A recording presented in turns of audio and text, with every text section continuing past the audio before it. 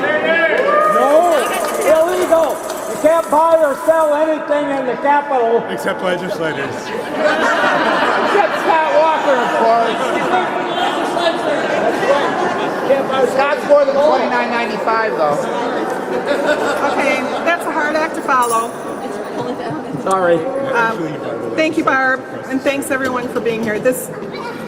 I was like in tears during the singing. This is amazing already.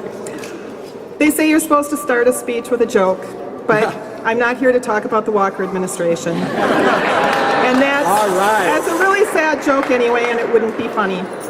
So we're here to talk about our book, Unintimidated, Wisconsin Sings Truth to Power. We're here to talk about strength, courage, and resolve, with humor and creativity thrown in for good measure.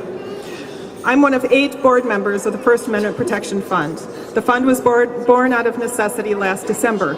At that time, there had been about 150 arrests of people for exercising their First and Fourth Amendment rights here in this Capitol. Little did we know the number would swell to over 600 citations in the months to come. Many of the people who received citations never in their wildest dreams would have imagined that they would be arrested any time in their lives for anything. They were law-abiding citizens, following the laws. They thought that police officers were actually, community servants and not the palace guards. So here they were being handcuffed and cited for actions, as we all know, as simple as holding a sign or a t-shirt or singing a song or walking in a circle in a circular space. It can be very stressful to be arrested, to have your work and your life disrupted by having to go to court appearances, to see your name on CCAP and to have family and friends see your name on CCAP, and to have the administration claim that you're terrorizing the children of Wisconsin. On top of that, of course, is the financial burden for each of these citizens. Even for the cases that are eventually dismissed, you all know there are costs that go into this. The jury fees of $36, and as cases go forward, there are service fees and depositions and transcripts and filing fees and appeal fees. And as these go to trial, the cases that we don't win or the cases that aren't settled will end up having forfeitures to be paid. Our goal at the First Amendment Protection Fund is to pay all of these costs and to make sure that nobody has the burden of paying these fees themselves. We feel that the citizens who are standing up for our rights are already carrying an enormous burden, and the least we can do is to try to ease the financial cost that comes with it. Since we started fundraising last winter, we've been in awe of the incredible generosity and creativity of our supporters. We've had a bake sale, we've auctioned off artwork, held parties, sold t-shirts and stickers, and a beautiful chapbook of poetry was published and sold as a fundraiser for the fund. We've been so touched, and many times to tears, and everybody who knows me knows that that's actually not difficult to do, by the messages of support that we've received with donations that have come from virtually every state in the union and from many other countries as well. It's been just awesome. One of the most amazing contributions is this incredible book, with the proceeds going to the First Amendment Protection Fund. This book, see, I'm already starting to cry. I'm not even getting to an emotional part. The story of the Solidarity Sing-Along, Unintimidated, tells of the courage and the tenacity of the citizens of Wisconsin. We have been unintimidated, and we've owned that word, unintimidated, for more than 2.5 years.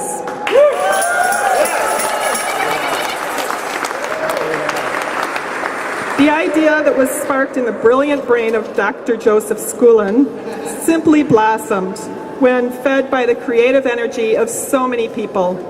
We at the First Amendment Protection Fund offer our deepest gratitude to Joe, and I also wish that he could have been here today, and to everybody who contributed ideas, photographs, encouragement, and support to bring this project to fruition.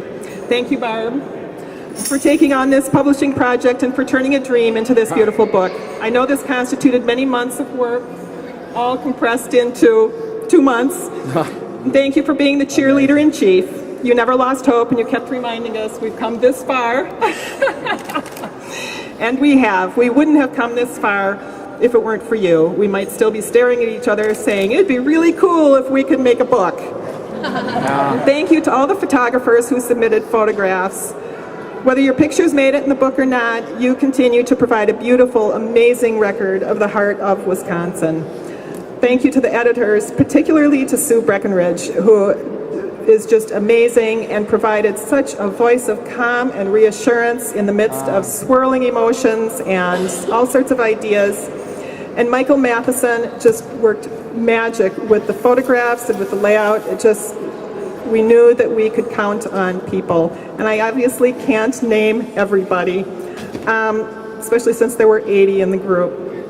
And thank you to the people who took the risk of purchasing the book ahead of time, sight unseen, putting their dollars out there. That's what provided the seed money for us really to be able to move forward with this project. We really appreciate that. And most of all, an enormous tearful thank you to Ryan for your amazing essay. Thank you. It truly captures the spirit, not only of the sing-along, but of what it means to be unintimidated. Your beautiful telling, your beautiful telling of the story, of your story, helps to give each one of us a voice. It really does. I appreciate it so much. And thank you to every single one of you who continues to do what we set out to do, to come to the Capitol, sing for an hour, and come back the next day to do it again. Thank you for maintaining such grace, humor, and creativity. We will not be intimidated into changing who we are, and we'll continue to stand up for what we know is right. This book honors the contributions of every citizen in the community, this family that has grown through the struggles of the past couple years, showing the world that with peace and grace, we will prevail. Keep singing in solidarity. Thank you.